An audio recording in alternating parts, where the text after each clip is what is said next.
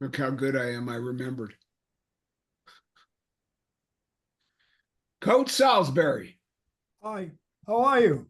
I am wonderful. I'm even better now seeing you on the screen. Oh, you're so kind. You're so kind. Thank you so very much. It's one thing to see Ray on the screen, but to see you on the screen is a blessing, honestly. So thank you so much for doing this. Do you know this other guy, Coach, on the screen that the other guy up here? You see that face? Right here. Oh, right. Sure. Right. Right. I'll be in the kitchen, Hi. okay? Thank you. Thank you. Yeah, I know Ray for a long time. Yes. I It's know it's that only been actually. 55 years, Bob. That's right, Ray. How are you, Ray? I'm good. I'm good. You're looking great, and it's You do. Pretty really good. great to see you as always. Right.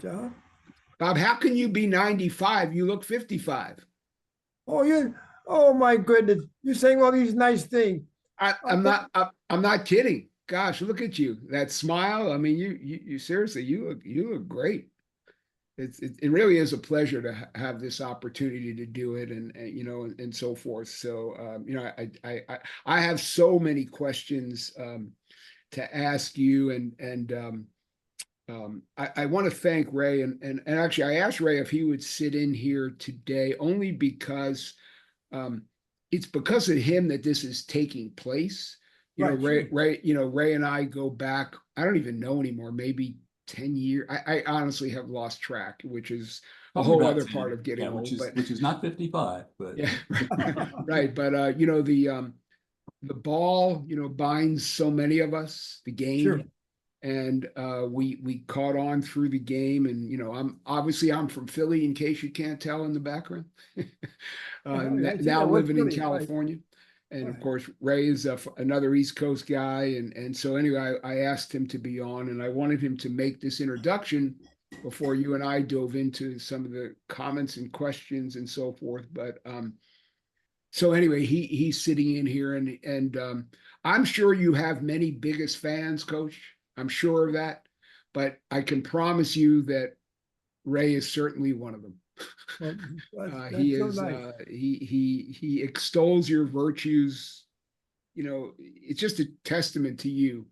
But I'm going to let Ray kind of set it up from there, and then Ray, I'll let you rock and roll, and we can kind of go from there. So, Well, that's so good nice. morning, Okay, everybody. fine. I'm on with Coach Saulsbury and Ray LeBov. This is Barry Clyman. good morning, everyone. I'm Ray LeBov, publisher of Basketball Intelligence, and I'm very honored today to be participating in this interview with Coach Saulsbury from New Haven, Connecticut. Coach Saulsbury is a very important person in my life, maybe the most important person in my life. I spent 2 years working with Coach and his Wilbur-Cross High School team, which, by the way, he won 9 state championships with. Yes, that's right, 9. I worked with Coach Saulsbury and his team back in the late 1960s when I was in college in the Super John Williamson era. And it has made an indelible mark on my life. I learned more about basketball, but more importantly about life and respecting people from Coach Saulsbury. And so I'm very honored to be participating in this interview today for my other friend, Barry Kleiman, who has started this incredible project called the Fifth Quarter Project. And I've never seen a more seamless fit in my mind than what Barry's trying to accomplish and what Coach Saulsbury stands for his whole life. So I'll turn that back to Barry. Sure. Awesome. So again, Coach, thank you so much for doing this. I have certainly, again, I want to talk to you about what first drew you to the game and all those sort of things. But as you can see, and again, I describe myself as a 74-year-old kid from a Philly playground. I'm older, but those roots of my ethos and all those sorts of things are back in the playground. And so how did you first get dragged into this magnetism of what basketball is and does and your journey, all these years later? What dragged you in initially? Well, it's very funny that when I first started, I really didn't care much for basketball. I loved baseball and football. And But when it had come around, we played the seasonal sports when I was Yep. growing up in the New Haven area, and football was the fall, and then basketball was around Christmas time, September or December, but at that time they were all playing just primarily football and baseball. So to answer your question, uh, when they began to play basketball in my neighborhood, I couldn't even dribble a ball. I didn't know what basketball was all about because I was inclined to turn to the other sports. But anyway, when I began to play, I like try to rebound, and I try to get the ball off the basket and put it back in again. And so that was fun for me. So anyway, that's one of the reasons why I sort of gravitated toward basketball, because it was a very fast sport, and I liked it. I liked the idea of getting the rebounds. So basically, that started me off. So, with that said, which I get, I like to rebound as well. I had my height challenges around it, but for my size, I was okay at it. Your role models, say even back then, right? Like there must have been some guys whose rebounding acumen or ferocity you really enjoyed. Early role models, do you remember maybe who they were and who kind of took this interest in banging people around to go get a rebound and expanded your kind of worldview of the game? Did you have any like really early role models? Well, it was my brother, my older brother. Nice. I had he was Curtis, and he would always try to get me to come out and work out, and I can hear him now saying to me how to shoot a foul and how to shoot a basket. And I'll tell you honestly, I was so tired of him telling me what to do and how to do certain things. I didn't tell him this, but I said, "Oh, would he ever leave me alone?" So anyway, I decided that when he would come home, at that time going to the service, he'd come home and say, "Come on, we're going to do this, we're going to do that." And one of the funny things, when I'd come up from school, this is when I was in college, he put me in one of the tryouts for one of the major league teams. Had just come to our areas to scout for players. So he had my name on there. And so he told me, make sure you go and try out now. So I had gone, and I went over, and I can remember now, I tried out for the outfield. Then it came time to bat. And so at that time, I didn't care much about swinging at a fastball. So I was afraid of a fastball. So don't talk about a curveball now, but just a fastball. I was very afraid of getting hit in the head. And well, at that time, there was no protective gears. So anyway, I can remember the bases were loaded, and they were putting players in and whatnot. So I heard one of the fellows say, one of the scouts say, "Hey, let Saulsbury go upside." I said, "How did he know my name?" He remembered me playing in the Boston Garden when I was playing for Hill House. So now they said, "Saulsbury, get up. Bases are loaded." And they're throwing nothing but straight balls, fastballs. And I had the ball on my bat, on my shoulder. Strike one, strike two. I never lifted the bat off of my shoulders. I was so afraid of being hit. I was looking more at the pitcher than at the ball, so I was afraid. But that was my claim to fame of playing baseball. So, Coach, I'm not going to let you get away with just mentioning your time with Hill House in passing. We'll get there too, though, Ray, for sure. Okay, well, I was just going to say that you were the captain of that 1948 Hill House team, which won the New England championship back when they had the New England tournament with the best two teams from each of the 6 states. And I still have the program from that tournament. Ray sent me a picture of that program this morning. It cost 15 cents. Really? Honestly, he sent me Ray, you'll have to share that with Coach when you get a minute. I saw that this morning, 15 cents. So actually, it's an interesting, you're not lifting your bat off your shoulder is a great segue to my next question, which is, your experiences growing up in New Haven, how did it shape your approach to the game of basketball? So maybe realizing that you don't want to be a fastball hitter is part of getting more involved in basketball, but I'm sure it's more expansive than that. So, what was it like? What were I believe in something called I think the world changed for the worse when we lost the meritocracy of the playground. Because, in the playground, you're either good enough or you weren't, right? And you That's so learned, true. That's so true, Rochester. right? You learned how to compete really if you wanted to play. So, but that's my kind of comment. From your experience, what was growing up in New Haven like, and how did it shape your journey forward to where you became everything that Ray just talked about and beyond? What was kind of catalytic to move forward? Can I go back to baseball? Please, this is your show, sir. Okay, let me tell you. When I found out, and I'm going to ask you this question: who is the leader in home runs for the most consecutive games? Do you know the player? I do not. Well, I had the privilege of playing against him. He played for Durfee High School, and I played against them, and we lost 41-30 in New England. Now, I found out later he was drafted.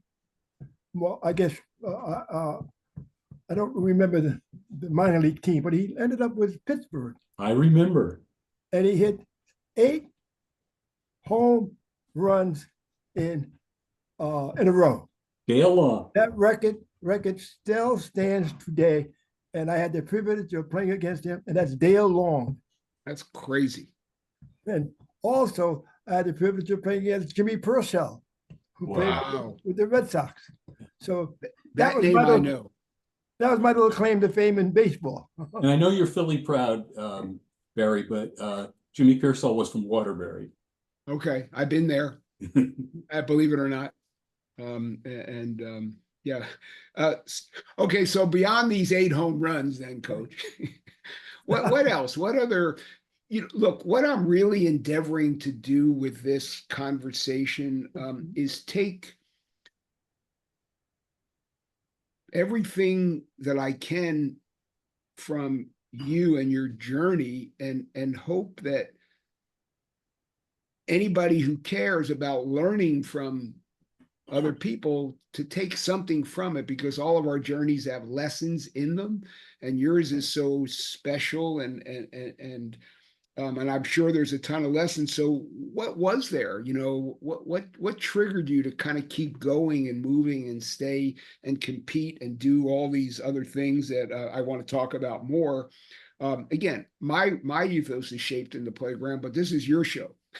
So what is it about you, or what triggered you to kind of keep to your approach to the rest of your life? I can remember that in the little playground, we had these little clubs where we'd go and stay off the street, so to speak, and of course, go to these various clubs and play.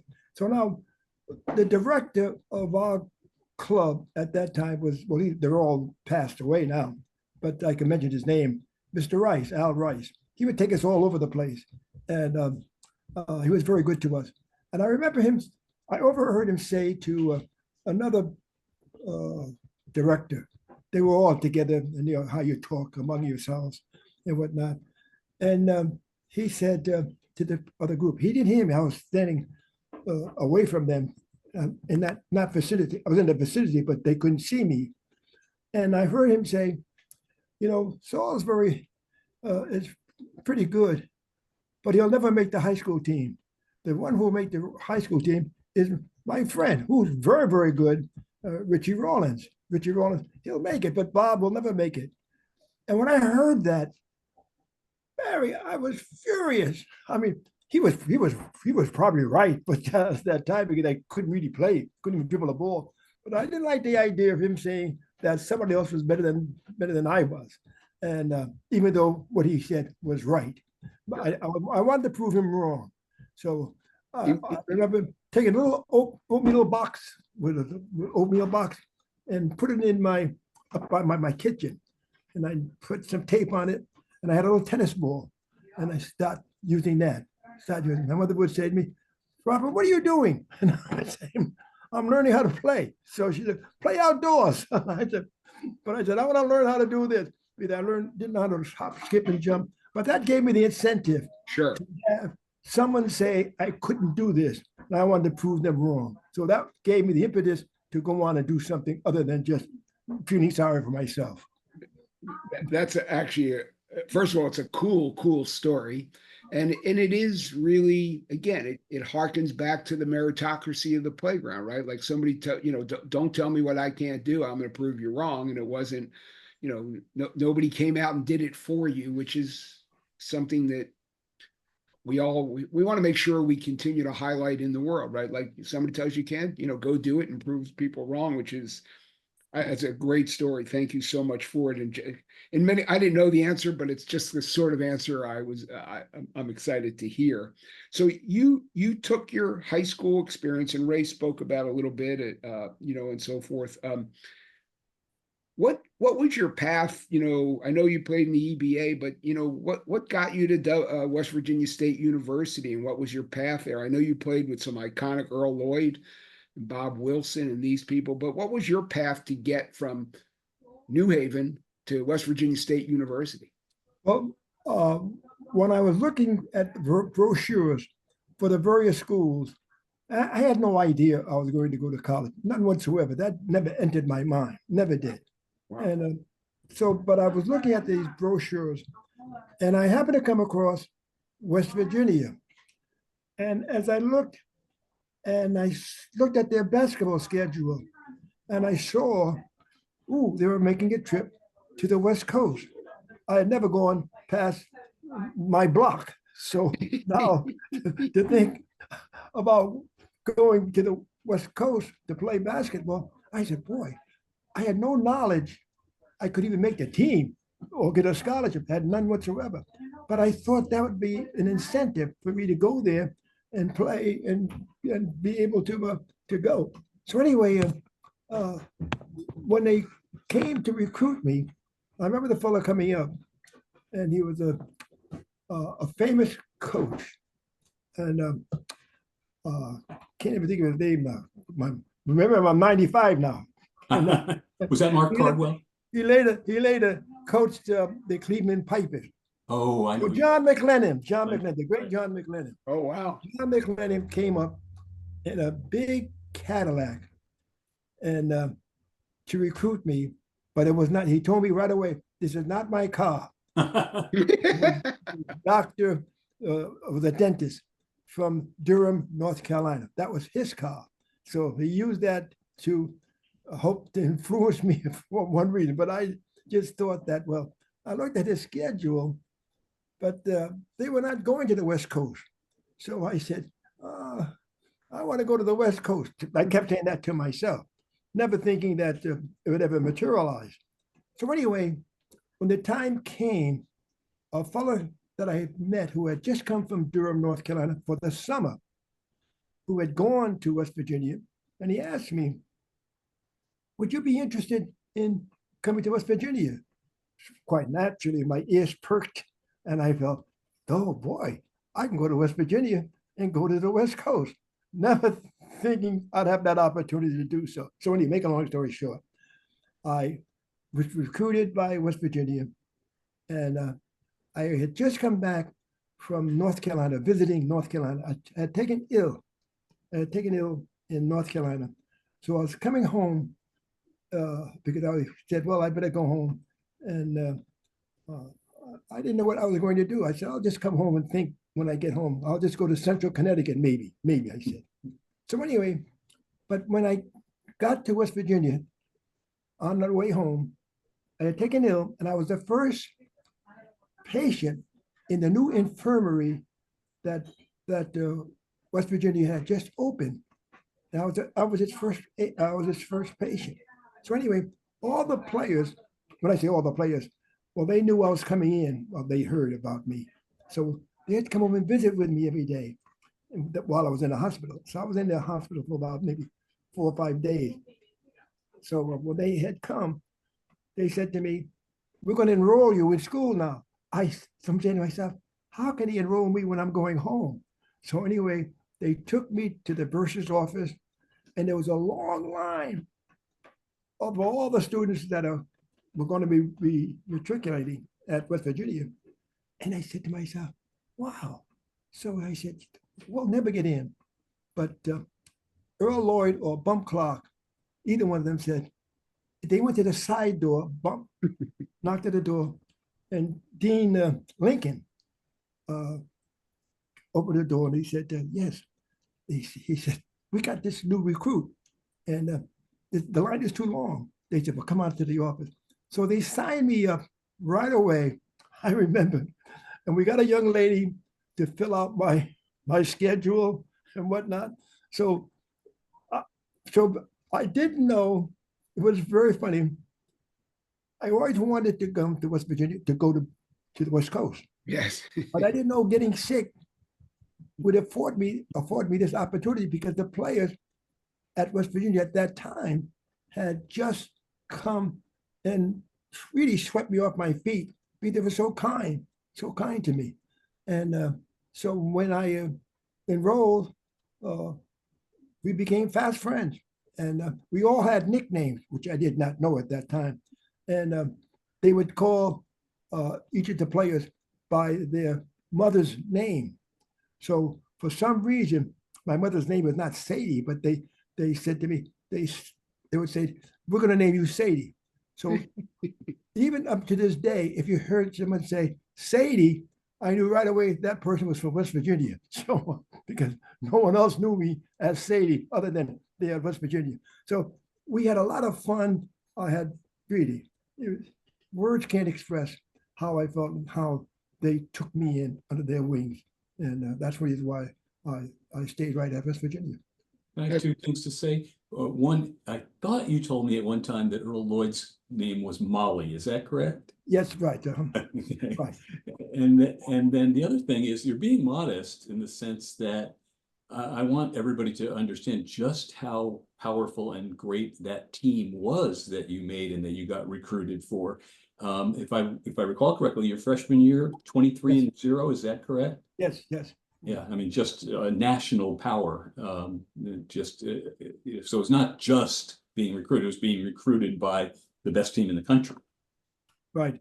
I remember when the time had come, when at that time I still didn't know whether or not I was good enough to make the trip. I mean, we had some good ball players. So I remember I guess like the trainer, and I was so worried because the coach had indicated that at our last practice, he would, or your uniforms would be in your locker if you were making the trip. And so therefore, now we're practicing, and I'm wondering, are my uniforms in the locker? So anyway, the trainer said to me, oh, don't worry, Bob, you made it. So I'm saying to myself, how does he know? He's not the coach. So anyway, I worried all through the practice. And when I had gone downstairs, and I remember the coach saying, if your locker has your uniforms, those that are not making the trip, you still expect to go to class, do the things that are necessary. And I'm saying, no, to myself, no, I can't go to class. I got to go to the West Coast.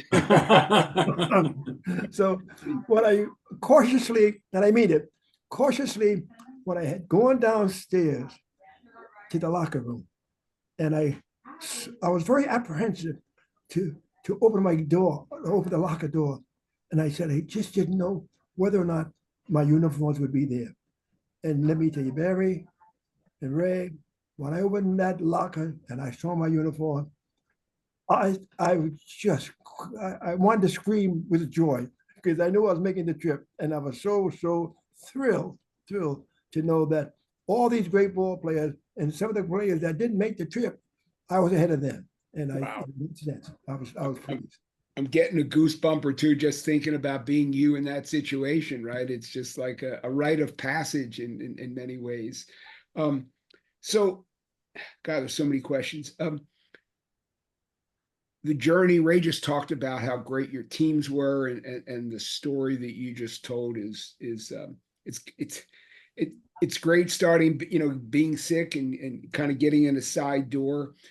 Is there one thing, two things? I don't want to necessarily zero it down to one, but one or two things that you took from this whole experience at West Virginia State, and you still carried it with you, maybe even to this day, but certainly through as you went on to be a player and certainly a coach. What was it there that kind of was bedrock in who you've become along the way? Anything at all? Yes, my brother, Kurt. Again? If I listened to him, really, if I listened to him, which I didn't want to, and I'm serious, I didn't want to make it down. He was like bugging me to death.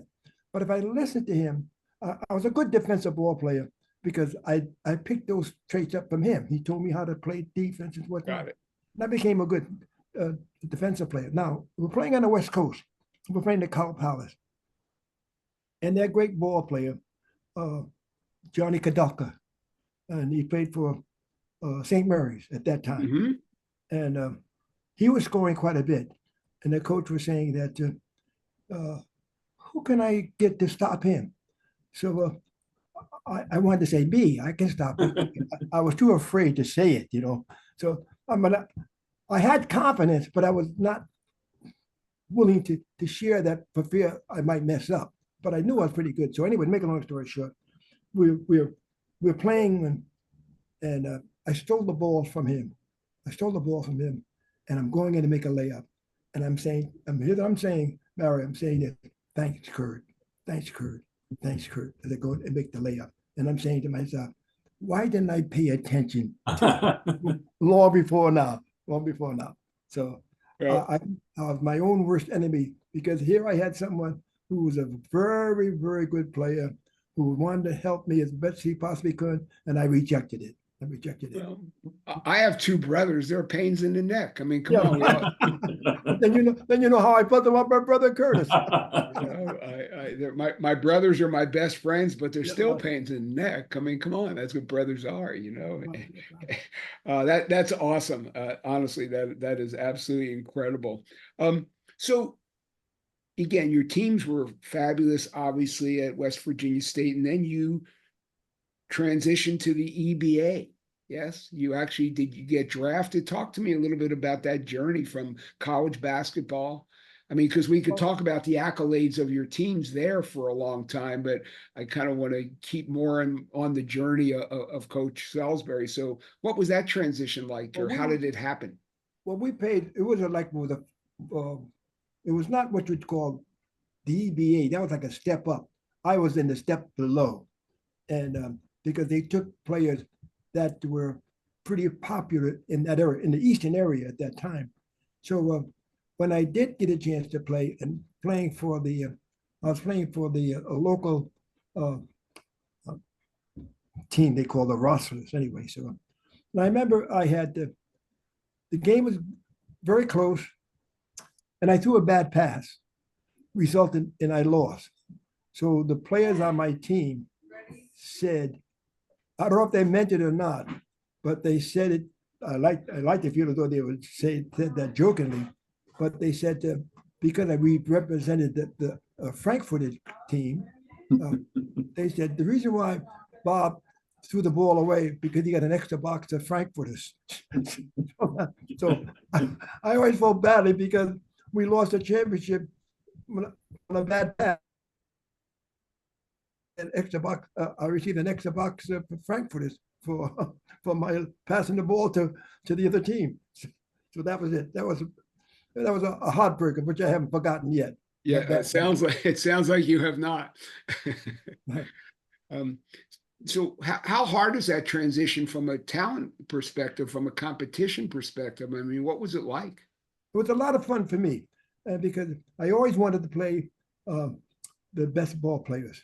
Of course. And there was a great player that you might have heard of him. He was only about 5'6". Frankie Vieira. They call him Parker Vieira. He also coached the New England baseball teams, New England College. But Parker Vieira was what we would call the forerunner to Steph Curry. Oh, wow. Frankie could shoot the ball. I mean, he was a great, great shooter.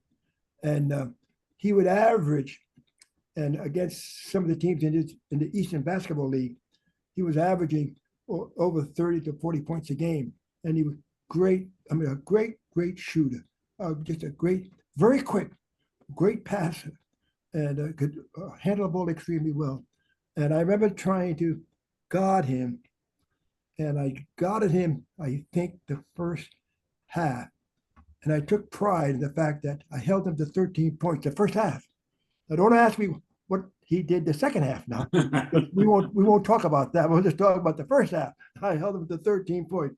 But he was a prolific scorer. I don't know if you saw him or not, Ray, but I saw him once when I was very young, playing in a semi-pro game in New Haven. Of course, he was from Bridgeport. Right. And what an experience. And I also remember that in addition to his quickness, his speed, and the distance he shot from, and all those things, he had a hook shot from the corner that was amazing. Yeah. He was just a great shooter, great shooter. And it was always a privilege to play against him. And I always shied away from, I knew he was just too good. He was just too quick. You know, he was overlooked by the major leagues because he was so small. And back then, their prejudice against small players was even greater than it is today. And he was all set to play in the major college all-star game that Wilt was playing in, and he got hurt right. And he got hurt. Right. Yes. Right. Yeah. We were all waiting for him to see Parker Vieira perform. Yeah. He was such a fine player. Right. Yeah. And by the way, you did tell me how many points he scored off you in the second half, but your secret's safe with me. Good. I'm going to decide whether or not that's what friends are for. I'm going to decide whether or not to ask based on how the rest of the interview goes. No, I'm kidding. So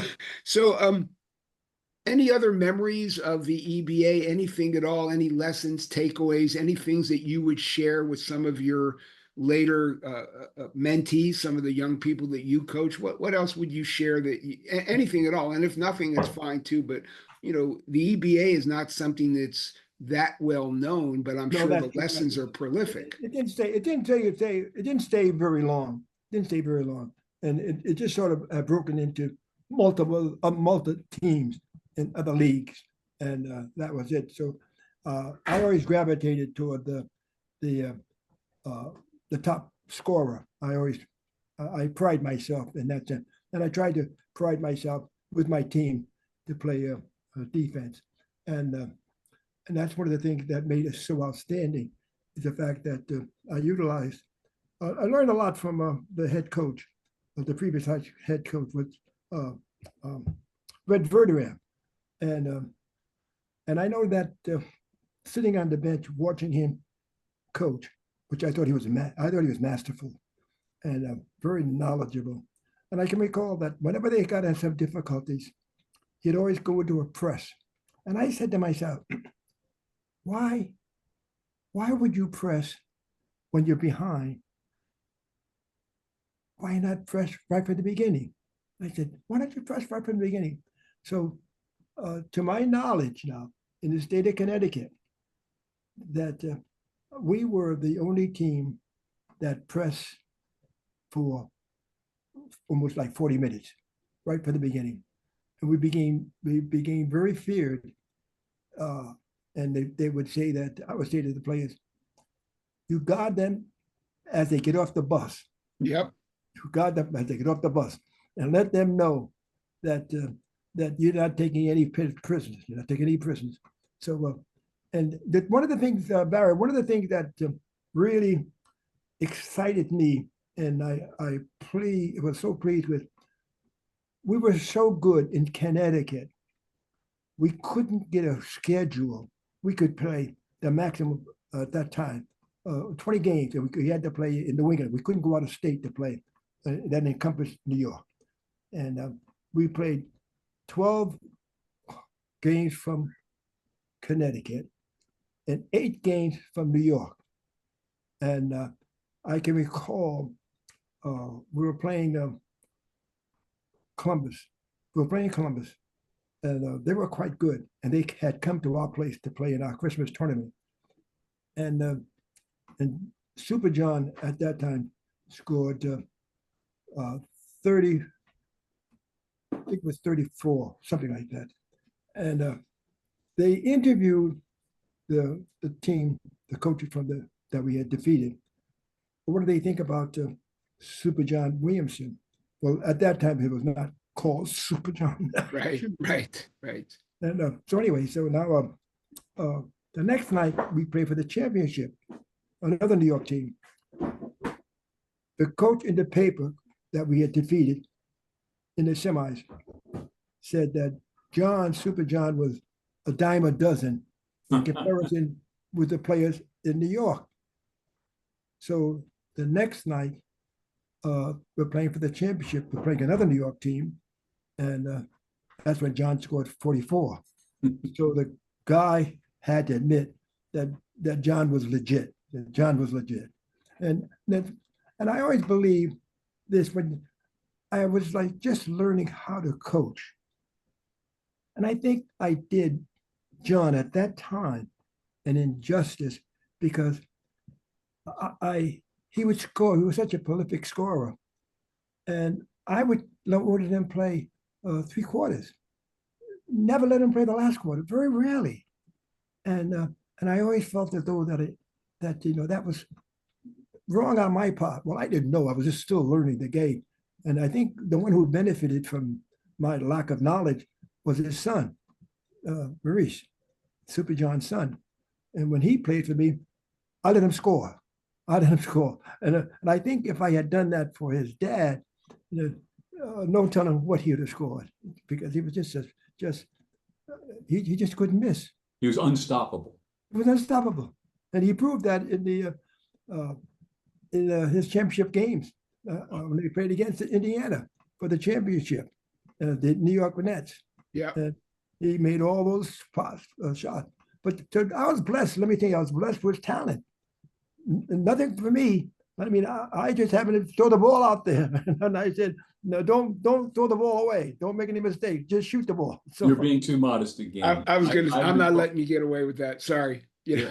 I was going to say you're being too modest again. I was there for Yeah. 2 of those years, John's sophomore year and his junior year, and everybody on that team benefited so much from your coaching, both in terms on the floor and off the floor. I was thinking about Nolan Richardson's 40 Minutes of Hell. Yeah. And when you were talking earlier about picking them up off the bus, it reminded me very much of the style that they played for him. You played that same style, and I think you played it first. Right. But the other thing that you did first that you kind of mentioned here was back in the day, and remember it was in the 1960s when I was there, nobody was playing regional schedules. And as you said, in Connecticut, you were dominant. You won 9 championships, and you were looking for the best possible opponents that you could possibly find. It started with just New York, but then it took over the whole Eastern Seaboard. And no one else was doing that. And that kind of like triggered it for other people to do. But nobody else was looking for, okay, how can we find the best possible teams? Because they didn't want even the possibility of losses on their schedule. Well, that's so true. I always look ahead when I saw teams that were quite good. I always wanted to schedule them. So John Thomas' team from Washington, D.C., at that time, he was coaching St. Anthony's, yeah. Yeah, St. Anthony's, I'm sorry, St. Anthony's. And from Washington, D.C. And so now I call them for a game. And they said, okay. And I said, but you have to come here. They said, fine. So they were rated #1 in the country. And and they were good. They were really good ball players. I think the All-American ball player who had gone to North Carolina. I can't put his name out. That's something. the All-American. Yeah, I remember who you mean. Yeah. Was So that Wilson anyway, Washington? no. No, I'm trying to remember who it was. Yeah. Okay. So anyway, when we played them, they were 6'6", 6'7", 6'8". I mean, they were just big. I mean, they were just big, and talented, undefeated. So now we're playing them. We're down at half.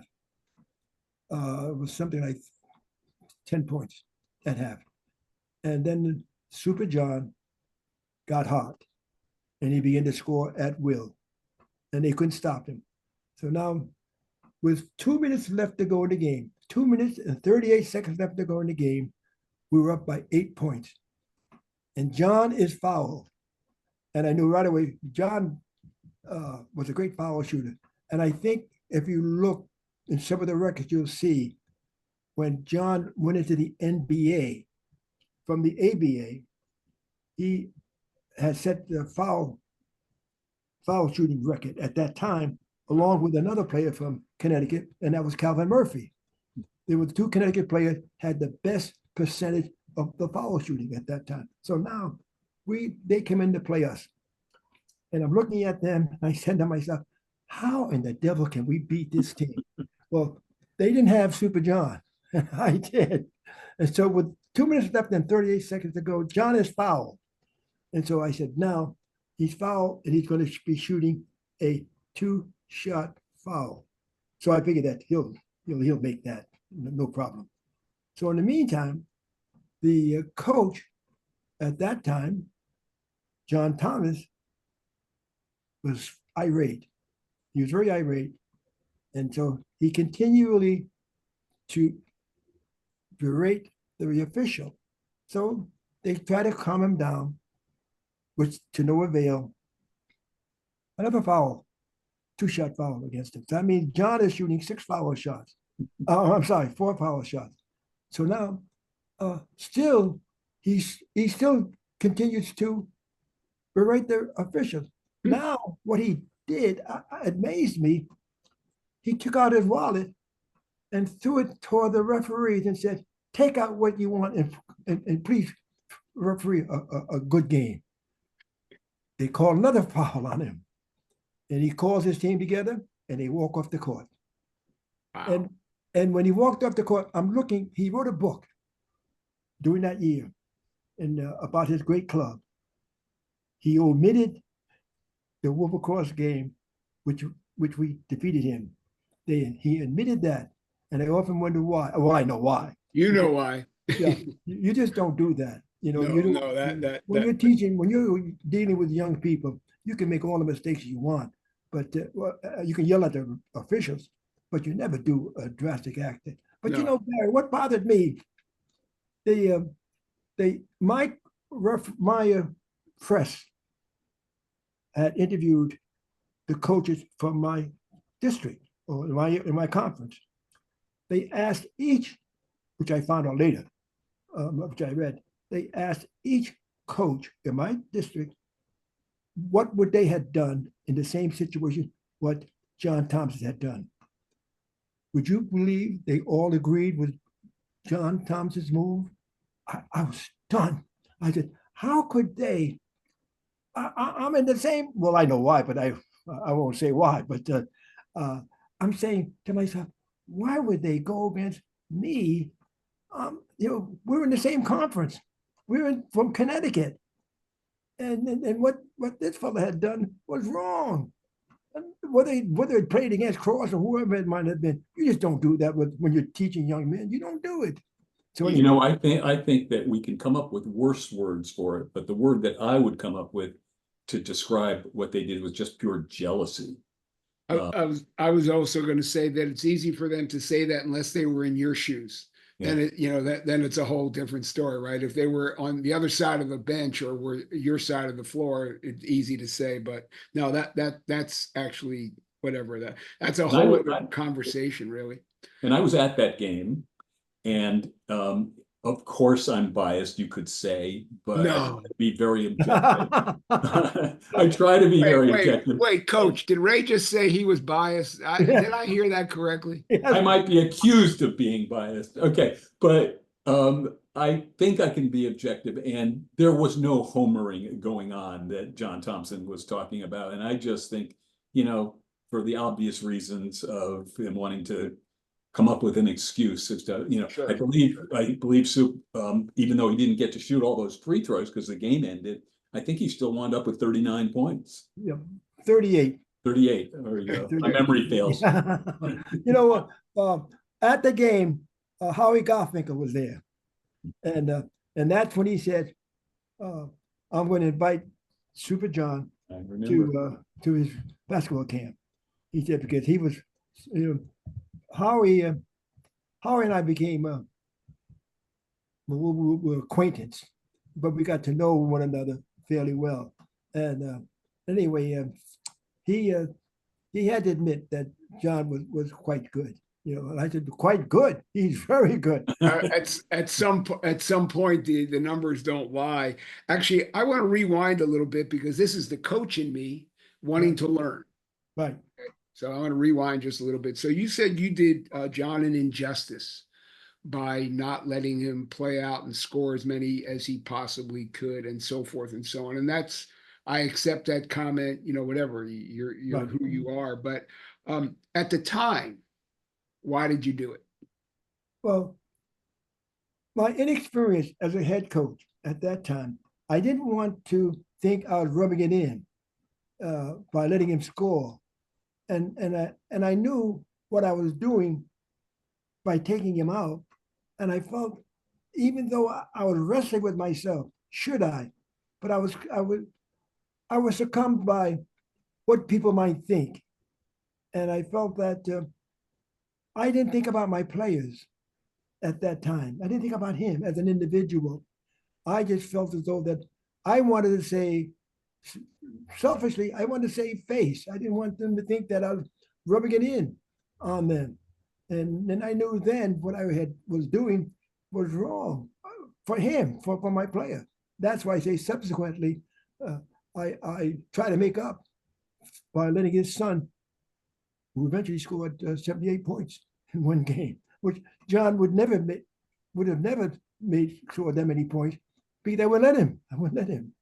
And that's what I meant. I felt as though that I Sure, but at the same time, though, you had an ethos about yourself, is what I'm guessing. That you wanted to make clear, and look, I might have done exactly what you did, frankly, which is why I'm rewinding to the question, because I think there's something to be said for that, and it's not a right or wrong. But I wanted to hear you articulate that honestly, because I think I could see it both ways, and in retrospect, both ways. Well, if I could add here, as part of that commentary that you said you weren't thinking so much of your players. I've never seen a coach who thought so much about his players. Sure. And cared as deeply for them and loved and respected them so much, and at the same time instilling discipline. But I will say this, back when you were coaching in that era, when I was with you, of course, there was no internet.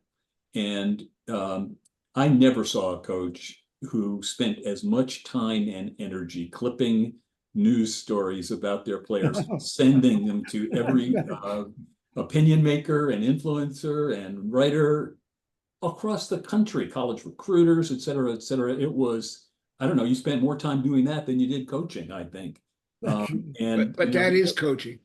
It is coaching, but I mean actual on-floor coaching. Yeah, but no, you're right, Barry. That was remarkable to me. I mean, no one was paying you to do that. No one was asking you to do it. You did it on your own volition, and you really, spread the word that otherwise back then, the word wasn't getting spread like it is today. Sure. Yeah. There was no Twitter. So I have this big long sheet. But Bob, finish that comment, because I want to hear you respond to that. But I have so many questions. Now, one of the greatest games, we had a lot of great games. We did. The Cambridge Ridge Latin, the great Patrick Ewing. Okay, undefeated. had not lost a game since he had come to Cambridge. We played them at their place, and then we played them at our place. Well, we played them at our place first, and we defeated them. And quite naturally, he said the reason why we lost or they lost is because they lost at Wilbur Cross. It will be different when they play us in New York, and I mean in Cambridge. So, which was true. We played them in the first quarter. I'm watching the first quarter against Cambridge. We're down 28-14 in the first quarter. Oh boy.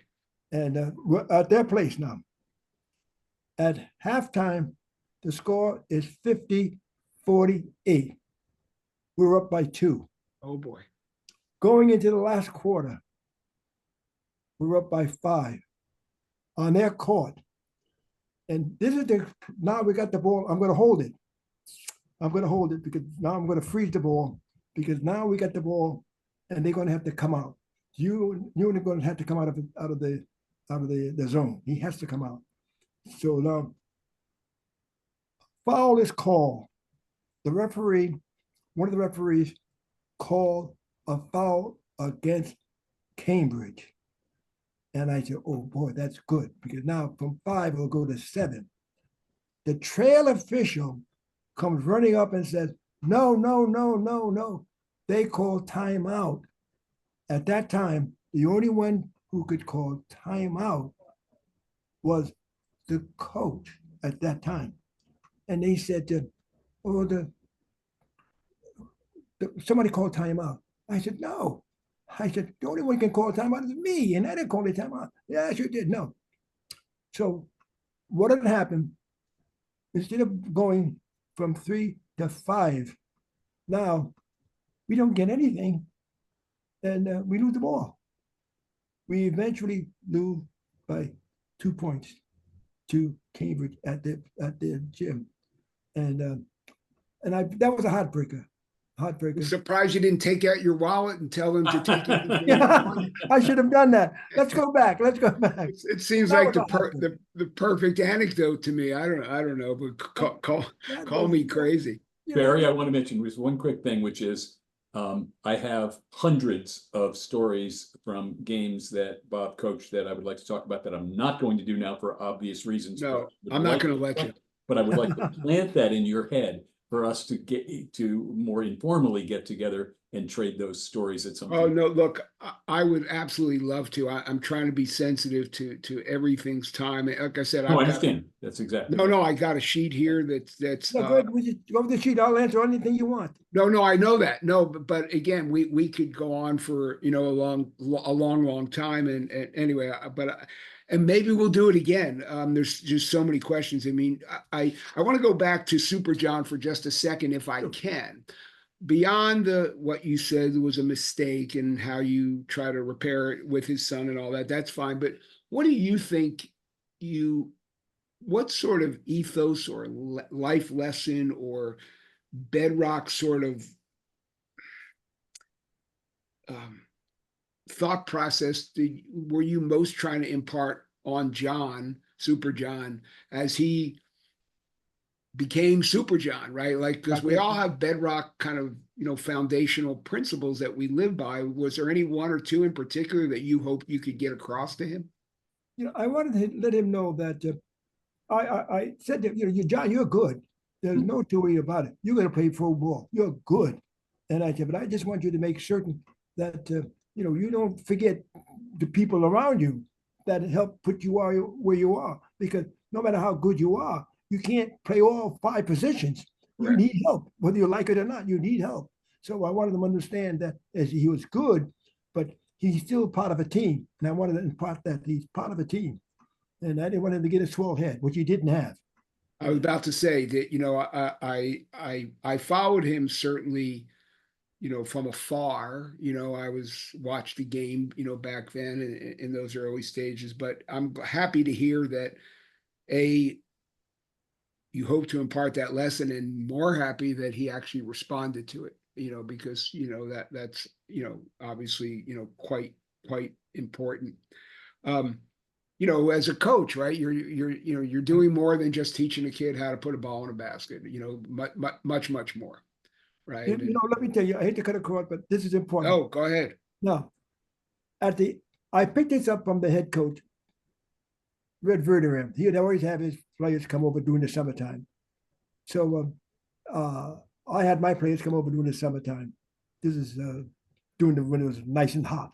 Not that reason why, but it was during the summertime. We're not playing basketball at that time.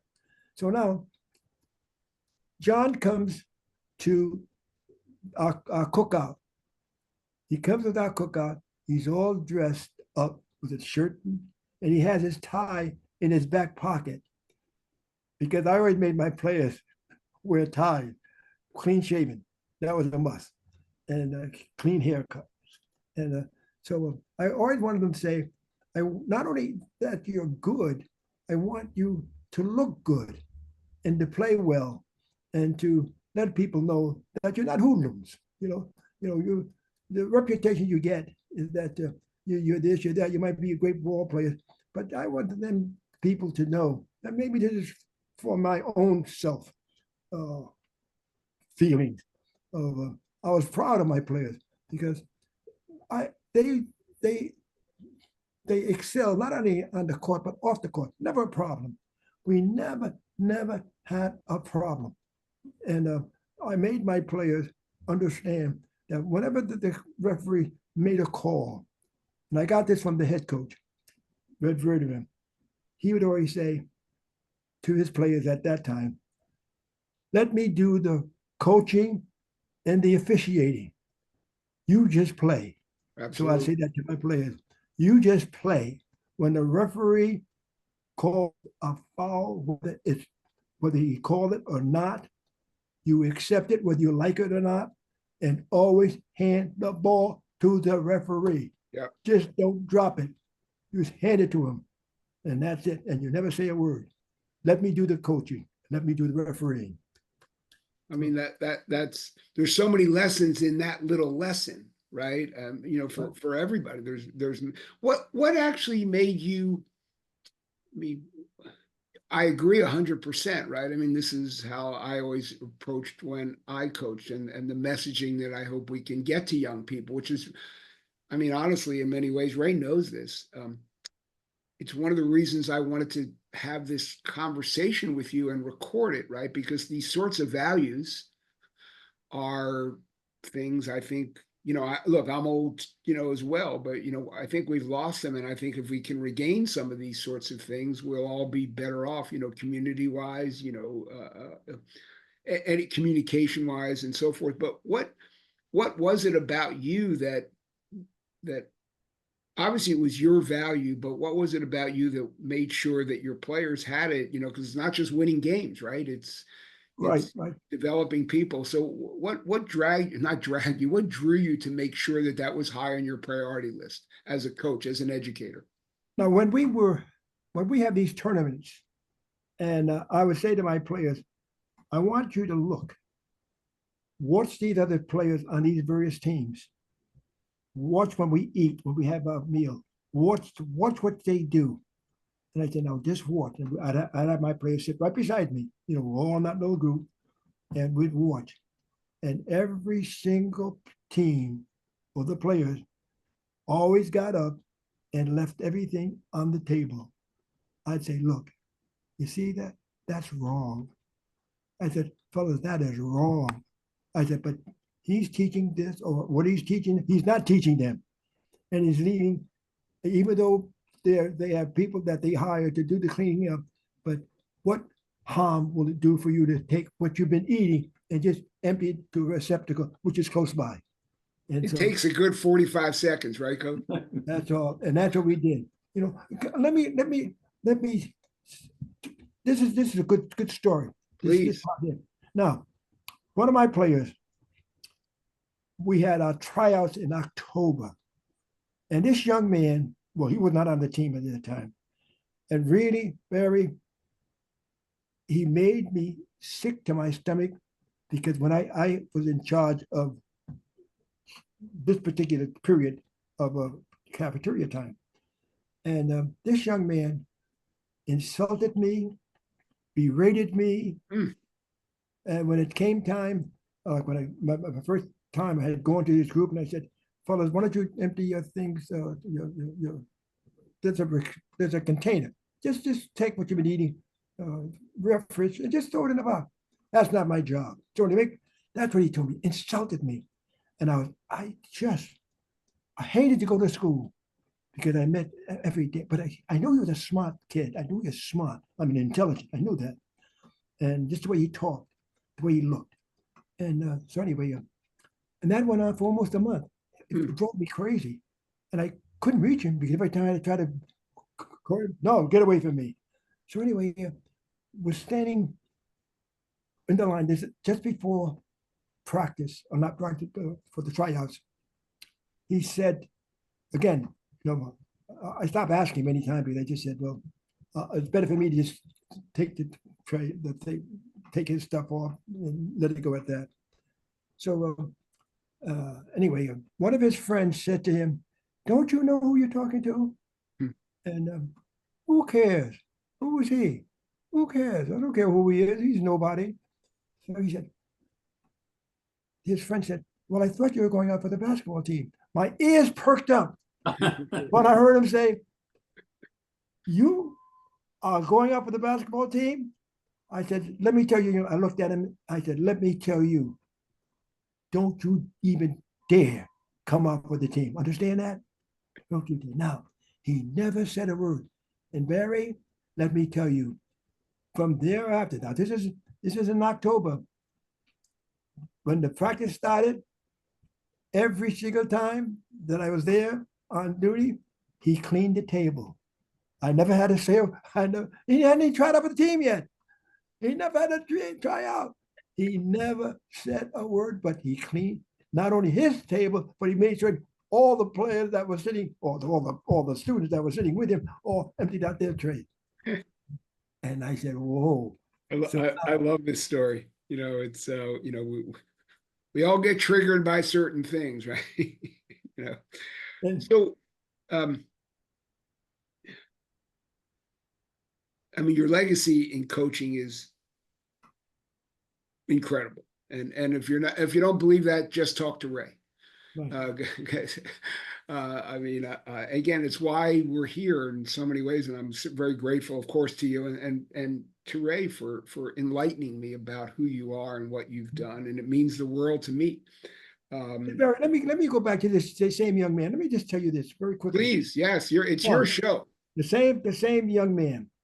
Now, when he made the team, and now it goes into his last year. Good student, as I told you earlier, good student. Yeah. No problem, no one whatsoever.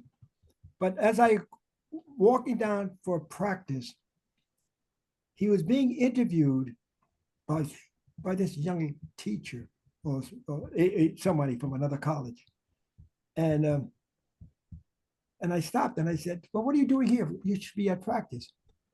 And the lady said, well, I'm interviewing him for this particular school. And I said, oh, no. I said, I'm sorry. I said, Miss, I appreciate your interest in this young man, but I'm working with him. I suggest you take your efforts and work with someone else who needs your help. He doesn't need your help. He has me. Now, I didn't know where he was going to go to school as a senior. Really, Barry, I had no idea, but I knew I had to get him into a good school. I knew it. In the meantime, what had happened, I got a call from Choate Rosemary Hall, prep school. That's where John Kennedy had gone to the boarding school, right? So it's a really exclusive school. So now I got a call from them. They asked me, could I recommend one of my other ball players who was 6'8". They wanted him. And but I said, now, are you looking for a student athlete or are you looking for just an athlete? They said, we want a student athlete. I said, okay, I have one for you. And they said, well, how tall is he? I said, he's about 6'2". Oh, no, we want the 6'8". I said, no. I said, but you told me you wanted the student athlete. Well, again, he goes to Choate. Well, first of all, he didn't know what a Choate was. He said to me later on, what's a Choate? So he goes to Choate.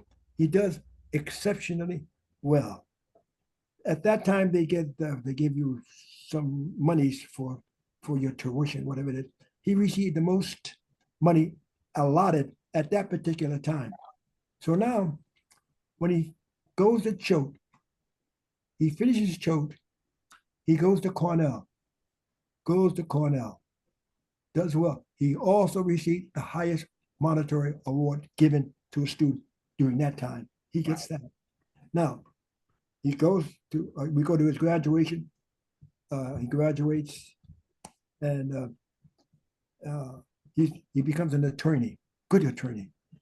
And he says to me, he always calls me, Coach, this and that. So he said, but I'm not happy. I'm not happy what I'm doing. He said, I'm making a lot of money, but I'm not happy. I said, why did you do this? If you're not happy, I said, are you married? No. You have any children? No. I said, you have your whole life ahead of you. Then if you're not happy, then don't stay. Do something that you feel you might like to pursue. So he left. Now, I don't mean just my saying that to him, but he left and he became a pastor. Good. He has a big mega church. Wow. And really, and to this day, but I could see, even though he was giving me a whole lot of trouble, I knew he was good. I knew he was a good person because he had come from a good parents. But I knew his parents very well subsequently after. But I wouldn't tell her how much her son gave me grief. So anyway, he's done so well. In fact, he was so appreciative. And whenever anything happened, he asked me, would I please come? In fact, I came to one of his services, and when I walked in, he had everything all lined up for me, and the place was jammed, not because of me, because of his reputation, what he's been able to do.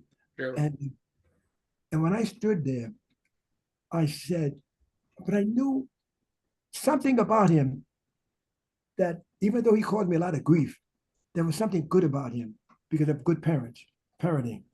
And I said to him, I wrote him a little note while he was preaching. And I said, I told you, I knew you were destined to be great. And when the usher gave him the note while he was preaching, he abruptly stopped and he walked off. And everyone wondered, what happened? Why did he walk off? It makes me cry to think that he broke down and cried. He said, he wouldn't be where he is today if it wasn't for me. Sure.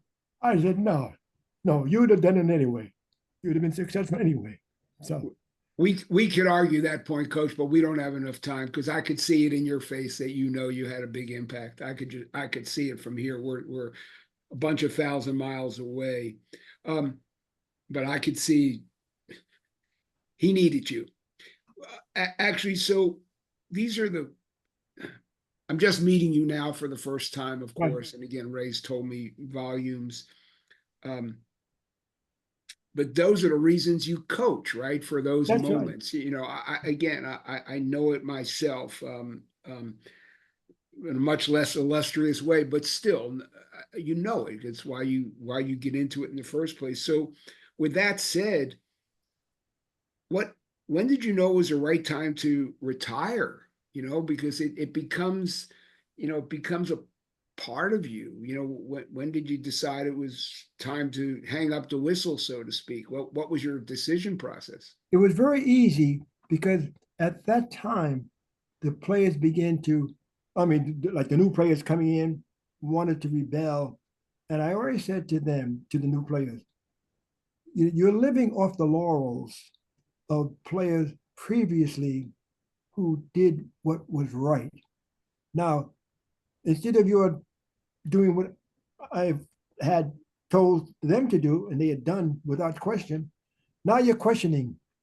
They didn't do it, but not verbally to me, but they just want to do things their own way. So to answer your question, I got to the point and I said, well, unfortunately, I can't reach them all. I tried, and maybe I'm not that successful, and maybe somebody else can do a better job than I can. So that's when I knew it was time for me to leave. Okay. I mean, a lot of it is societal, Coach, and it just is. You know, we could wax on like old guys, but you know, I do understand. So, what's life been like since retiring? I mean, it's It's hard. been amazing. It's been amazing. Really, I've received more accolades. Really, like you interviewing me, I say to myself, why? You know, why? Why are you spending time to speak to little old me? Because, I've come from a large family, 11 in my family, 6 girls, 5 boys. Couple of And, irritating brothers, right? but, but I'm saying to myself, like when I was honored just the other day for my birthday, for my 95th birthday.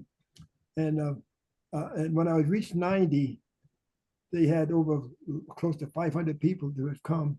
And I'm saying to myself, like you, why me? I mean, really, I'm not trying to be modest. I'm not trying to be humble. I'm telling you a fact. I Why get it. me? Why me? When there are others out there. Well, the pastor up on that pulpit or whatever is one reason. You know, I mean, you know, you make impressions just by being who you are. You know, and that's obvious. You know, in many ways. Um, because there's been, you know, a big change since, of course, you started and whatever. If you could give any young coach or player for that matter any one piece of advice, any one, and if you had to, if you could inject it in them, like I'm going to tell you one thing, but you got to live it. What would it be? I would say this without a doubt, that if you have a coach whom you respect and you believe he's been there before you and now he's trying to work with you, pay attention and listen. And I tell my players, don't do what I did. Don't reject the advice that my brother was trying to give me. And I was angry because he would say, let's go, let's do this, let's do that. And I'd say to myself, please just leave me alone. So I'd say to the players, to the people, listen, pay attention, and be grateful that someone has taken time to work with you and to help you go over the hurdles that you're sure are going to have to hurdle. Barry, I'd Obviously, like to, great like to- advice. And as you see coaches today, this will be my last question for right now, and I would love to talk more, but I just want to be sensitive to everybody's time. What about to a young coach?